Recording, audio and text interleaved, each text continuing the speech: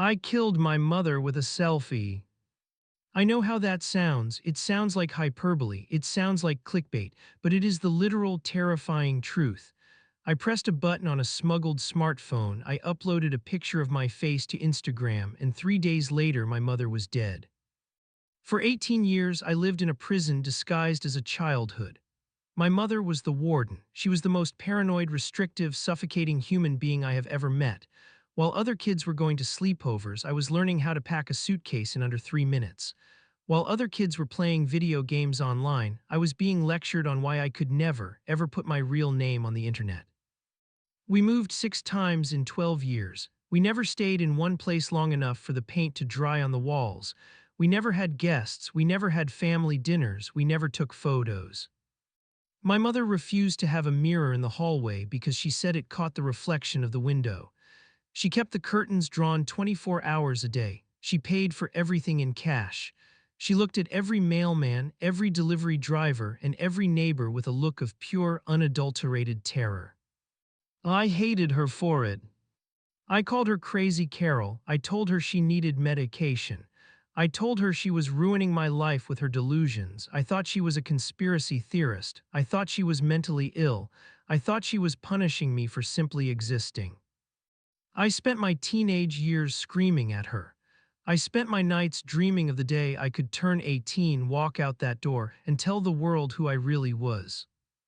But I didn't wait until I was 18. I rebelled early. And that rebellion cost me the only person who ever loved me. If you have ever felt suffocated by your parents' rules, or if you think your privacy is a right that no one should infringe upon, you need to listen to this story. Please hit that subscribe button right now. I am going to tell you the truth about the woman I called crazy and the monsters she was holding back with her bare hands. To understand why I did what I did, you have to understand the isolation. Imagine being 16 years old and not existing. I went to school, but I was a ghost.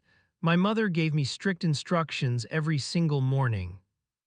Do not join clubs, do not sign up for sports, do not make a best friend, do not be in the yearbook. If a teacher tried to take a class photo, I had to go to the nurse's office. If a kid asked for my phone number, I had to say I didn't have a phone.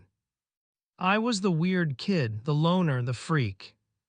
I wanted to be normal so badly it physically hurt.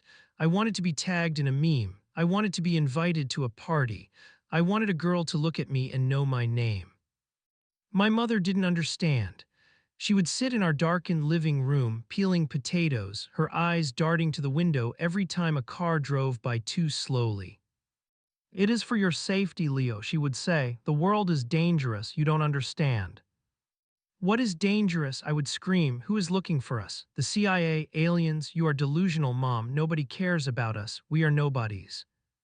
She would just purse her lips and say, "We are safe as long as we are invisible." The breaking point came when I met Sarah.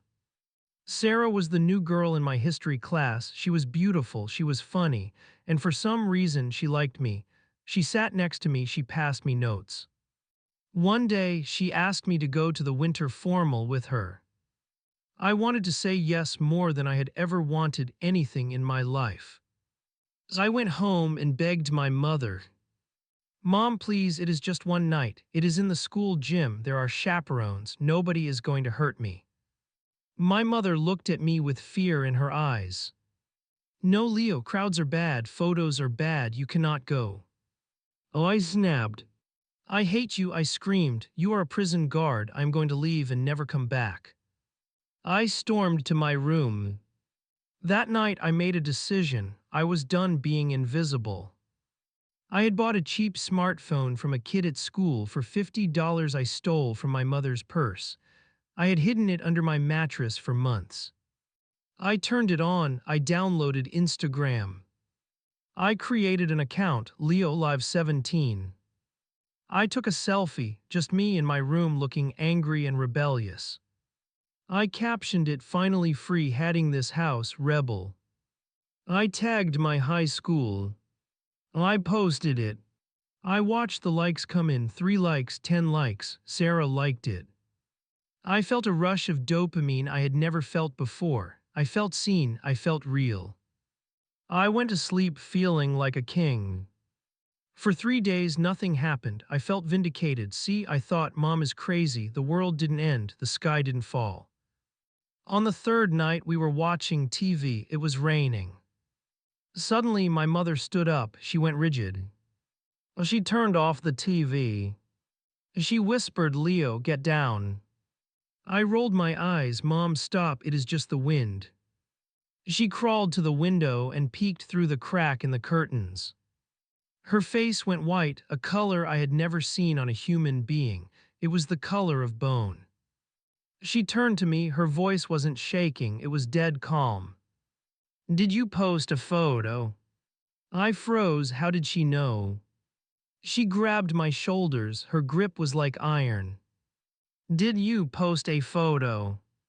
I stammered. It was just one selfie, Mom. It is not a big deal.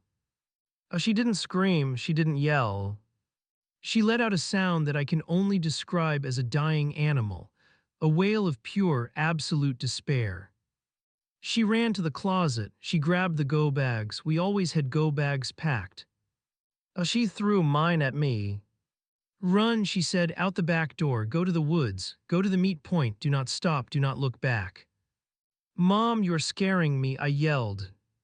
They found us, she whispered. Because of you, they found us. Suddenly, there was a sound. The front door didn't open, it exploded. Wood shattered, glass flew. 3 men in tactical gear burst into the living room. They weren't police. They weren't military. They were wearing black masks. They held suppressed rifles. My mother didn't run away. She ran toward them. She grabbed a kitchen knife from the counter, a knife she kept there not for cooking but for this, and she threw herself at the first man. She screamed, "Run, Leo, run." I stood there paralyzed. I watched my small, terrified mother tackle a man twice her size. I watched her fight like a lioness. And then I heard the shots. Vud, vud. 2 quiet sounds. My mother fell. The men stepped over her. They looked at me. One of them raised his rifle. But then sirens. Real police sirens, wailing in the distance, getting closer fast. The men cursed. They looked at the door. They looked at me. They realized they didn't have time. They turned and ran. I was left alone in the living room with the shattered door and the smell of gunpowder. I crawled to my mother. She was bleeding from her chest. Her eyes were losing focus. I held her hand. Mom, I cried. Mom, I am sorry. I am so sorry. She looked at me. She tried to smile. It is okay, she whispered. You are safe. I kept you safe. Oh, and then she died. The police arrived. The FBI arrived. They put me in a car. They took me to a safe house. For days, I didn't speak. I sat in a room with no windows replaying that moment, the selfie, the post, the door kicking in. An agent came in, Agent Miller. He looked tired. He put a box on the table. It was my mother's metal lockbox, the one she kept under her bed, the one I thought was full of cash or crazy conspiracy theories.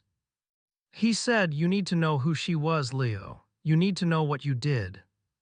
He opened the box. It wasn't conspiracy theories.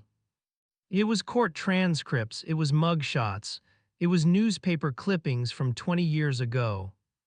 I started reading. My mother wasn't Crazy Carol.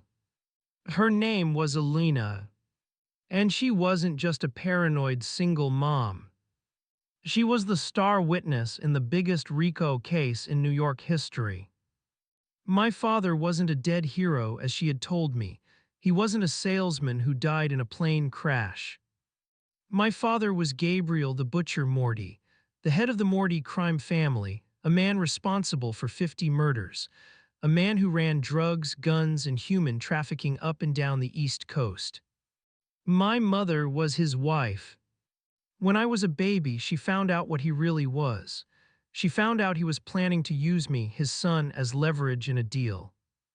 She took me, she ran to the FBI, she turned state's evidence. She testified against him, she put him in prison for life. She brought down his entire empire. But the Morty family is big, and they have long memories. They put a bounty on her head, $5 million, dead or alive. And a bounty on me to punish her. The FBI put us in witness protection, but the program had leaks. We were compromised twice when I was a baby. So she left the program. She decided she could hide us better than the government could.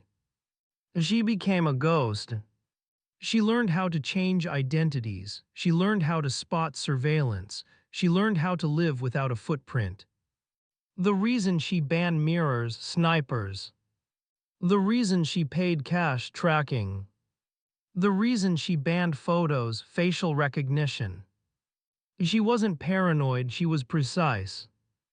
Every rule she had, every crazy restriction, was a layer of armor she built to keep a bullet out of my head. I looked at the photos in the box. There was a picture of her when she was young. She was glamorous. She was wearing diamonds. She was smiling. She gave up that life. She gave up the money. She gave up her name. She gave up her freedom. She lived in poverty, in fear, in the shadows, solely to keep me from being found by the monster who fathered me. And I was bored. I wanted likes. I wanted to go to a dance. So I posted a photo. And the Morty family's algorithm found it. They have software that scans social media for facial matches. I look just like my father. It took them 3 days to find the IP address, 3 days to send a hit squad. My mother fought 3 armed hitmen with a kitchen knife. She didn't hesitate. She knew the moment that door kicked in that her life was over. Her only goal was to buy me 10 seconds to run. I sat in that interrogation room, and I felt the weight of the world crush me. I killed her. My vanity killed her, my impatience killed her, my refusal to trust her killed her. She wasn't a prison warden, she was a bodyguard, the best bodyguard in the world. She spent 18 years standing in front of me, blocking the view of the horrors behind her, so I could have a childhood where my biggest complaint was that I couldn't have Instagram. She let me think she was the villain. She let me hate her restrictions. Because if I knew the truth that my father wanted to kill me, I would have lived in terror. She absorbed the terror so I could just be annoyed. I am an adult now. I live under a new name. I have a new face, plastic surgery provided by the government. I don't have social media. I don't have photos of myself online. I live the way she lived. I understand now. I understand the fear when a car drives by too slowly. I understand the need to check the locks 3 times. I am safe, but I am alone. I wish I could go back to that living room. I wish I could smash that phone before I ever pressed post. I wish I could hug her. I wish I could tell her, Mom, you aren't crazy, you are a hero. But I can't. All I can do is tell you. If your parents have rules you don't understand, follow them. If they tell you the internet is dangerous, believe them. If they ask for privacy, give it to them. You have no idea who is watching. You have no idea what ghosts are chasing your family. We think our parents are trying to ruin our fun. We think they are out of touch. But sometimes they are the only thing standing between us and the wolf. My mother was a shield, and I lowered the shield because I wanted to take a selfie. Don't be like me. Trust your mother even when she seems crazy, especially when she seems crazy. Because craziness is sometimes just what extreme love looks like when it is terrified of losing you. If this story haunts you, please share it. Share it as a warning. Share it as a tribute to the woman who died for a like. And in the comments, tell me, have you ever rebelled against a rule only to find out it was there for a good reason? Let's talk about the price of safety. Hit subscribe, we tell the truth here, even the truths that hurt. Rest in peace, Mom, I am off the grid now, they won't find me, you won.